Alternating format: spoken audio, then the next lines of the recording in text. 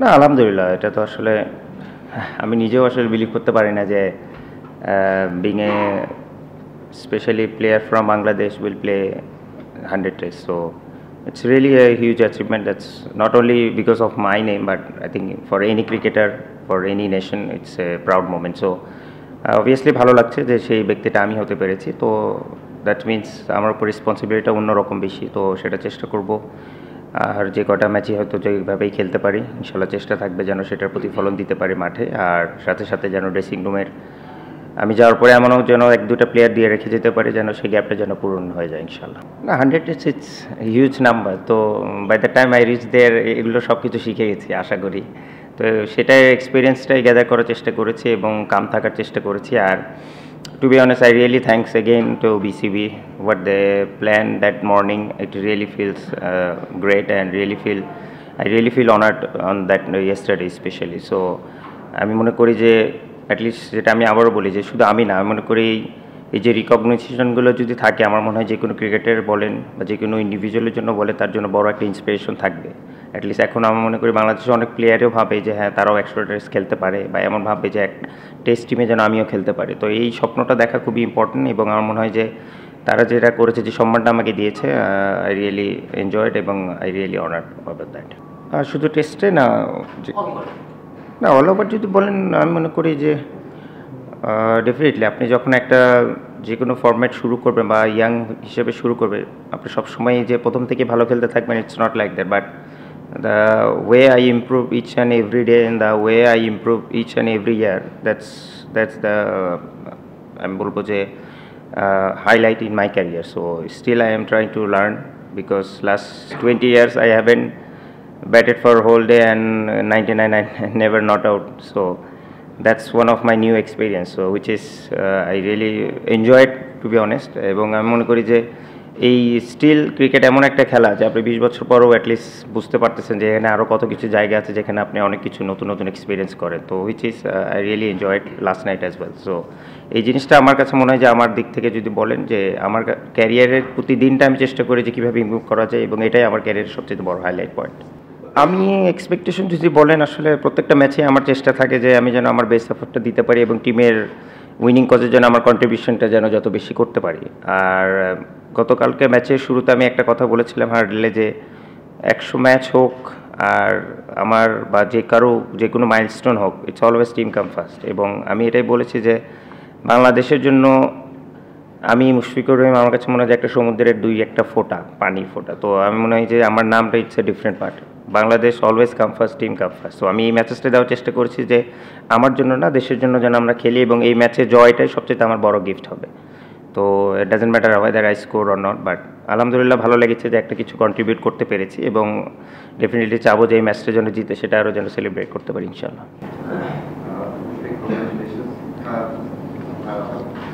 হ্যাঁ হ্যাঁ আমার মনে হয় সবচেয়ে বড় স্যাক্রিফাইস যে আমার সাপোর্টটা আমার স্ত্রী দিয়েছে my wife to be honest কারণ আপনারাও জানেন যে হয়তোবা দেখে যে আমি হয়তোবা একটু অন্যদের তুলনায় বেশি প্র্যাকটিস করি বাট এটা পসিবল কখনোই হতো না যদি আমার ঘরে এরকম একটা এনভায়রনমেন্ট না থাকতো এবং আপনারা কজন জানে না আমরা জয়েন্ট ফ্যামিলি থেকে বিলং করি তো দেখা যায় যে আমার ওয়াইফের ওপর যে এক্সপেকটেশনটা আছে এবং সবাইকে ওইভাবে ম্যানেজ করা কিছু হলেই ওকে ফোন দিয়ে এটা প্রবলেম বা এটা বা আমার যত টাকা ইমার্জেন্সি আমার দিক থেকে না আসা পর্যন্ত ও যদি সব কিছু করতে পারে সেগুলো ম্যানেজ করা তো it's a huge thing so এটা আমি বলবো যে আমার এটা অনেক বড় স্যাক্রিফাইস হ্যাঁ যদিও ওই সময়গুলো হয়তো বা আমি আর ফিরে পাবো না কারণ আমার দুটো বাচ্চা আছে সেই সময়গুলো তারপরে ধরেন রাতে স্বাভাবিক ছোটো বাচ্চারা সারা রাত ঘুমায় না but I didn't had a one single sleepless night to be honest কারণ সেই ম্যাক্সিমাম সময় না পুরোটা সময় সেই রাত জেগে বাচ্চাদেরকে মানুষ করেছে এবং আমাকে ওই টেনশন থেকে মুক্ত করার চেষ্টা করেছে so which is I am really for ever তার কাছে গ্রেটফুল হয়তো বা কখনো এরকম করে তার সামনেও বলা হয় না তো এটারও একটা কমপ্লেন আছে বাট টু বি অনেস্ট সে দেখতে বলবো I was really lucky on that part কারণ এটা একটা হিউজ পার্ট যদিও অলমোস্ট আমার 11 বছরের মতো হয়েছে সংসার লাইফ বাট আমি মনে করি যে আমার ক্রিকেটের ইম্প্যাক্ট যদি আপনারা 2014 পর থেকে দেখেন it's a huge part in my life so on that regards I really thanks her না চেষ্টা তো করছিলাম যে গতকালকে যেন হয়ে যায় কারণ স্বাভাবিক একটা যে কোনো milestone it's not that easy but আসলে আরেকটা ওভার হলেও হতে পারতো, but at the end of the day তারাও এখানে খেলতে আসছে, এটাও একটা ট্যাকটিক্যাল থিং। আমরা হয়তো ওই পাশে ফিল্ডিং করলে আমরাও ডেফিনেটলি এরকমই করার চেষ্টা করতাম, but at the same time আমার আসলে 100 করার চাইতে আমার ইচ্ছা ছিল যে আমি যেন বড় একটা 100 করতে পারি। তো এটা নিজেকে মোটিভেট করার চেষ্টা করেছি যে 1 রান না, আমার still maybe I can add another 60-70 more runs for the team and make sure Liton যতক্ষণ আছে ওকেও যেন 100 করার পর্যন্ত আমি থাকতে পারি। তো সেটাই আমার ছিল মোটিভেশন, তো সেদিক থেকে ট্রাই করার চেষ্টা করেছি, বাট আনফর্চুনেটলি হয়নি। But Miraz they played really well after that. না, টু বি অনেস্ট, আমি যদি সত্যি কথা বলি, কখনোই আমার এই ড্রিম ছিল না যে আমি বাংলাদেশ হয়ে 100টা টেস্ট খেলবো। বাট এটা সত্যি, আমি এর আগেও সেভারাল টাইম বলেছি যে যদি 3টা ফর্ম্যাটের মধ্যে কোনো একটা ফর্ম্যাট বেছে নিতে বলেন যে test cricket, that's my ultimate goal. এবং আমি যতদিন পারবো চেষ্টা করবো টেস্ট ক্রিকেটে যেন খেলে যেতে পারি, এবং সবার লাস্টে আমি টেস্ট ক্রিকেটটা ছাড়তে চাই, যেটা আমি এর আগে বলেছি। আর টেস্ট ক্রিকেট খেলতে হলে ডেফিনেটলি আপনাকে এক্সট্রা ফিটনেস এবং এক্সট্রাভাবে ওইরকম করে পারফরমেন্স ঠিক রাখতে হবে। তো সেটার জন্য আমি নিজেকে প্রিপেয়ার করার চেষ্টা করি, আর সবসময় প্রত্যেকটা সিরিজ বাই সিরিজ বলেন বা ম্যাচ বাই ম্যাচ বলেন বাংলাদেশের হয়ে সেভাবে করে কন্ট্রিবিউট করার চেষ্টা করি। কারণ না, স্মৃতিচারণ বলতে দেখেন, আমি আসলে ওই টেস্ট নিজেও জানতাম না যে আমি ওই টেস্ট খেলবো, টু বি অনেস্ট ফ্র্যাঙ্ক। কারণ আমি যখন আন্ডার-19 থেকে আমাকে ইংল্যান্ডে পাঠানো, আমি তখন আন্ডার-19 অস্ট্রেলিয়ায় ছিলাম। তো আমাকে যখন বলা হলো যে আমি ইংল্যান্ডে যাব, ওখানে আমাদের পালিত ভাই ছিলেন, তো ওখানে আমাদের 3টা প্র্যাকটিস ম্যাচ ছিল ওদের মানে কাউন্টি টিমের সাথে। তো আমাকে বলা হয়েছিল যে তুমি হয়তো 1টা বা 2টা খেলবা, সো দ্যাট আমাদের মেইন কিপার যিনি আছে উনি যেন রেস্ট থাকে, হুইচ ইজ ফেয়ার এনাফ। কারণ 3টা প্র্যাকটিস ম্যাচ খেলা বা 2টা টেস্ট খেলবেন, এটা যে কোনো একজন হিউম্যান বিংয়ের জন্য অনেক বড় স্ট্রেচ। তো তারপর আমি 2টা প্র্যাকটিস ম্যাচ খেলে তারপর ভালো খেলে তারপর আমাকে বলে টেস্ট খেলাবে। তো হচ্ছে মানে আমি যদি মেন্টালি একটা প্রিপারেশন ওইরকম থাকে যে হ্যাঁ আমি গিয়ে যে কোনো সময় খেলতে পারি, ইটস ডিফারেন্ট ইস্যু। বাট আমি মনে করি আমার তাকদির ওইভাবে লেখা ছিল এবং সেটা হয়েছে, আলহামদুলিল্লাহ। I was really lucky on that note. বাংলাদেশের হয়ে তো ভাই পরের টেস্ট খেলাই টাফেস্ট মোমেন্ট, এটা হচ্ছে সবচেয়ে বড় রিয়েলিটি। আর বিং এ ব্যাটসম্যান যেখানে আমার আর কোনো সাইড নাই, তো এটা সবচেয়ে toughest moment. Every innings is so vital এবং every innings is so special. আর সুইট মোমেন্ট যদি বলেন, ডেফিনেটলি আমি মনে করি যে ইনিংসে আমি ফার্স্ট ডাবল সেঞ্চুরি করেছি, যেটা আমি বললাম যে আলটিমেট গোল হচ্ছে বাংলাদেশ ক্রিকেটটাকে কীভাবে উপরে নিয়ে যাওয়া যায়। তো আপনি যতক্ষণ পর্যন্ত একটা জিনিস আপনার চোখের সামনে অ্যাচিভ না করবে যে কেউ, আসলে তখন পুরো গ্রুপে ওই বিলিফটা থাকে না। তো এখন যেহেতু ওই 200 করার পর থেকে অ্যাটলিস্ট অন্যরাও বিলিভ করা শুরু করেছে যে হ্যাঁ we can make some big runs. তো এবং আমি মনে করি যে এই 100 টেস্ট খেলার পর অবভিয়াসলি বাংলাদেশের ক্রিকেটে আরও অনেকেই ভাববে যে টেস্ট খেলা যেন, কারণ যে ব্যক্তিটা 100টা টেস্ট খেলবে অ্যাটলিস্ট ওই রকম যদি মেন্টালিটি থাকে, ওই রকম যদি স্কিল সেট থাকে, তাহলে ডেফিনেটলি বাংলাদেশের ক্রিকেটও উপরে যাবে আমি আশা করি। আপাতত এরপরে তো মনে হয় 4 মাসের ব্রেক আছে, তারপরে পাকিস্তানের সাথে টেস্ট আছে, যদি থাকি ইনশাল্লাহ তারপরে খেলার ইচ্ছা আছে, এর বাইরে আর কোনো চিন্তা নাই। না, সোফার আমি বললাম তো যে সোফার আলহামদুলিল্লাহ আমি ফিটনেস ওয়াইজ বলেন বা স্কিল সেট অনুযায়ী বলেন, I am quite happy where I am now. But as the days মানে যাচ্ছে, আমাকেও অবশ্যই ওরকম করে আরও ইমপ্রুভমেন্ট করতে হবে এবং সেই জায়গাটা আমি জানি এবং ইনশাল্লাহ সেভাবে চেষ্টা করে যাব। আর যেটা বললাম যে বাংলাদেশ হয়ে প্রত্যেকটা টেস্ট খেলা আমার জন্য অনেক স্পেশাল,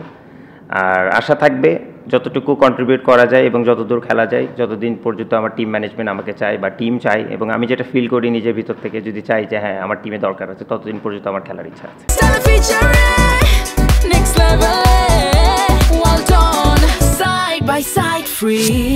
দেখেন বাবু, আমি একটা কথা বলি ফ্র্যাঙ্কলি, টু বি অনেস্ট, আমি আসলে একজন বোরিং পারসন। আর আমি প্রত্যেক দিন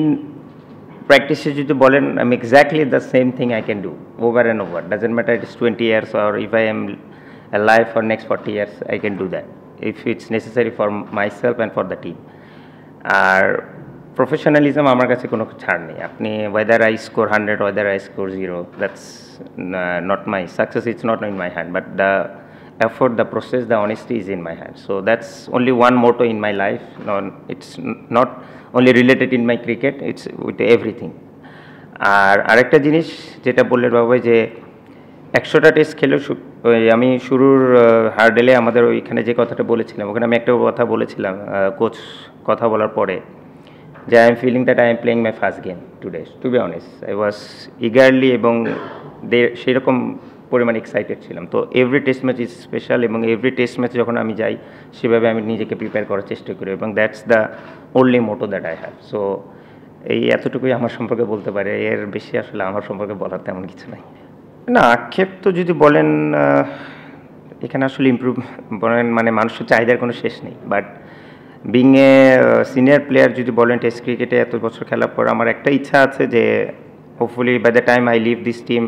অ্যাটলিস্ট বাংলাদেশ জন্য টপ 6 এর মধ্যে থাকতে পারে। তো that's one of my goal. So দেখা যাক আল্লাহ কতটুকু পূরণ করে সেটা। না ক্যাপ্টেন্সি না আক্ষেপ নেই, কারণ বাংলাদেশের প্রেক্ষাপটে আসলে ক্যাপ্টেন্সি করাটাও একটু চ্যালেঞ্জিং, এবং একটা ক্যাপ্টেনের পক্ষে যেরকম রিসোর্সেস থাকা দরকার বা যেরকম বেসিক রুলস থাকা দরকার সেটাও আসলে আমাদের ওই প্রফেশনালিজমটা এখনও গড়ে ওঠেনি, টু বি অনেস্ট। তো আমার কাছে মনে হয় যে সেই প্রেক্ষাপট থেকে তাও যে আমি কতটা করেছি আমিও শিওর না, মেবি 30+ সামথিং লাইক দ্যাট। তো in that regard I can say that I was really lucky on that part as well. But যেটা বললেন যে হ্যাঁ চ্যালেঞ্জও অবশ্যই, বাট আর আমার মনে হয় যে কোনো ক্যাপ্টেন যারকেই হোক তাকে যদি দীর্ঘ সময়ের জন্য দেওয়া হয় তার জন্য বেটার হয়, একটা টিমের বন্ডিং বলেন বা তার একটা প্ল্যানিং বলেন। তো সেই থেকে বলবো যে এই জায়গাটায় যদি আমাদের টিম ম্যানেজমেন্ট বলেন বা যারা আছেন এটা নিয়ে কাজ করে তারা যদি এই জায়গাটা একটু ফোকাস করে, আমার মনে হয় যে টিমের রেজাল্টটা আরও কনসিস্টেন্সিটা বাড়বে রেজাল্ট। না আপনার একটা প্লেয়ারের আমি মনে করি যেটা আমি বললাম যে 3টা ফর্ম্যাটের মধ্যে সবথেকে আলটিমেট ফর্ম্যাট হচ্ছে টেস্ট, এবং টেস্টের সবচেয়ে বড় জিনিস হচ্ছে আপনার ব্যাগি গ্রিন ক্যাপ। তো এটার মর্যাদা যদি একটা প্লেয়ার না বোঝে এটা আসলে তাকে বলে বোঝানো যায় না। আর আপনি যদি খেয়াল করে দেখেন আমি এমন কোনো টেস্ট ম্যাচে যেখানে ক্যাপ ছাড়া ফিল্ডিং করি বা কিপিং করি, তো সেই দিক থেকে বলবো যে হ্যাঁ এটা একটা বলতে পারেন যে এই ক্যাপটা শুধু ফিল্ডিং করতে করতে অবস্থা খারাপ হয়ে গেছে, কারণ ক্যাপ পরে খুব রেয়ার আমি ব্যাটিং করি, কারণ হেলমেট পরে ম্যাক্সিমাম সময় ব্যাটিং করা হয়। But that's one of my symbol. তো আমি মনে করি যে এটা অনেক বড় একটা পাওয়া আমার জন্য, এবং hopefully till death I will carry this. আমার দাদা দাদি আর নানা নানিকে, কারণ তারা আসলে আমার সবচেয়ে বড় ফ্যান ছিল তারা যখন বেঁচে ছিলেন, এবং তারা যখন মারাও যায় তার আগে যখন একটু অসুস্থও ছিলেন আমার এখনও মনে আছে। তো আমার দাদা দাদি বোন বা নানা নানি সবাই বলেছিলেন যে ভাই তোমার খেলা দেখার জন্য হলো আমি আরও কয়েকটা দিন বেঁচে থাকতে চাই। তো হুইচ ইজ মানে সামথিং আই মানে খুব কম নাতি বা নাতনিদের কপালে ভাগ্যে জোটে এরকম। তো সেটা বলবো যে তাদের ব্লেসিংসেই আমি আজকে এত দূর, টু বি অনেস্ট। আরও অনেক মানুষ আছে, বাট তো স্পেশাল আমি ডেডিকেটেড করতে চাই তাদের 4 জনকে। না দেখেন ইন্টারন্যাশনাল ক্রিকেটে আপনি সার্ভাইভ করতে হলে স্বাভাবিক আপনাকে অবশ্যই আপনি নিজের খেলাকে অনেক ইমপ্রুভ করতে হবে। আপনি যখন শুরু করবেন আপনার অনেক জায়গা থাকবে যেখানে আপনি 3-4টা জায়গায় স্কোরিং শট থাকে, তো আপনি যখন বাই দ্য টাইম যাবেন আপনাকে ওটাকে 8-9টা জায়গায় স্কোরিং অপরচুনিটি করতে হবে। তো এই জন্য আপনার স্কিল সেটটাও বাড়াতে হবে। আর এটাও সত্যি যখন আপনি যত বেশি খেলবেন আপনাকে নিয়ে তত অ্যানালাইসিস তত বেশি হবে। তো আপনাকে একটু এক স্টেপ ওদের কাছ থেকে আরও একটু এগিয়ে থাকতে হবে। সেই দিক থেকে বলবো যে আমি চেষ্টা করেছি নিজেকে ওইভাবে করে স্কিল সেটটা ইমপ্রুভ করার। আর সবচেয়ে বড় চেঞ্জ যদি বলেন, হ্যাঁ আমি আমার গেম সম্পর্কে আরও বেশি আমার সেন্সটা যেন আরও গ্রো আপ করে, শুধু স্কিল না, আমার যেন মানসিক শক্তিটা ওইভাবে থাকে কখন কীরকমভাবে খেলতে হবে বা কোন কন্ডিশনে কীভাবে, এই apart from the physical skills আমার মনে হয় এই মেন্টাল স্কিলসটা খুবই ইম্পর্টেন্ট। সো এইটা আমি বিল্ড আপ করার চেষ্টা করি। না পিছিয়ে আছি দেখেন আমরা 1 বছরে যেটা বললেন যে জোর 8 বছরে 100টা টেস্ট ম্যাচ খেলে ফেলে অলমোস্ট 8-9 বছরে তারা, কারণ ইন্ডিয়া অস্ট্রেলিয়া আর ইংল্যান্ড এত বছর টেস্ট ম্যাচ খেলায়। যেরকম আজকে যে দেখেন যে এই টেস্ট ম্যাচে লিটন বা আমি বা যারা মোটামুটি কন্ট্রিবিউট করেছে এরপরে আমাদের 4 মাস ওয়েট করতে হবে। তো লিটন করতে হবে না কারণ ও আরও ফরম্যাট খেলে, বাট আমাকে 4 মাস ওয়েট করতে হবে আমার নেক্সট ইনিংস খেলার জন্য, যদি এই ইনিংসে আর না খেলতে হয় বা যদি খেলতেও হয় এরপরে টেস্ট খেলার জন্য। তো একটা ব্যাটসম্যানের জন্য এটা অনেক বড় একটা প্রবলেম, কারণ আপনি একটা যখন রিদমে আসবেন আপনি যদি ব্যাক টু ব্যাক অ্যাটলিস্ট 4-6টা বা 7টা ম্যাচ না খেলেন ওইভাবে আপনাকে ওরা আবার নতুন করে এসে খেলাটা এটা ভেরি ডিফিকাল্ট। তো আমাদের সবচেয়ে বড় মাইনাস পয়েন্ট ছিল যে আমরা বছরে এত পরিমাণ কম টেস্ট খেলতাম, তো দেখা যেত যে প্রতি বছরেই নতুন করে একটা 11 আসছে, তো তাকেও সেট হইতে একটু সময় লাগে, আবার নতুন একটা ব্যাটসম্যান আসছে। তো এটা একটা অনেক বড় সেটব্যাক ছিল। বাট লাস্ট 4-5 বছর যেভাবে consistently Bangladesh cricket test cricket খেলছে অ্যাটলিস্ট আমার কাছে মনে হয় যে এখন আমাদের উচিত, এবং আমাদের ব্যাটিং ইউনিট স্পেশালি অনেকেই আছে যারা কিনা 50+, 30+ অলরেডি ম্যাচ খেলেছে, তো আমাদের উচিত অ্যাটলিস্ট ব্যাটিং ইউনিটটা যেন আমরা আরও মোর কনসিস্টেন্ট হতে পারি। অ্যাটলিস্ট আমরা যে 300-350 in any war in any condition যেন আমরা করতে পারি রেগুলার। এই কনসিস্টেন্সিটা বাড়লে আমার মনে হয় দেন র্যাঙ্কিংয়ে আমরা উপরে দিকে যেতে পারবো। জি জি জি আমি গতকালকে হ্যাঁ রাতে মানে আজকে সকালে শুনেছি, পরে আমি আমার ম্যানেজারের মোবাইল থেকে দেখেছি। তো really I was really surprised and happy to see that, and hopefully যদি সামনাসামনি দেখা হয় কখনো ইনশাল্লাহ definitely I will say him thanks. আমি তো সিলেক্টর না ভাই, বাট এখন যেটা আমি বললাম যে আমার সারাউন্ডিংস এখন যারা আছে তাদের মধ্যে থেকে যেন আমরা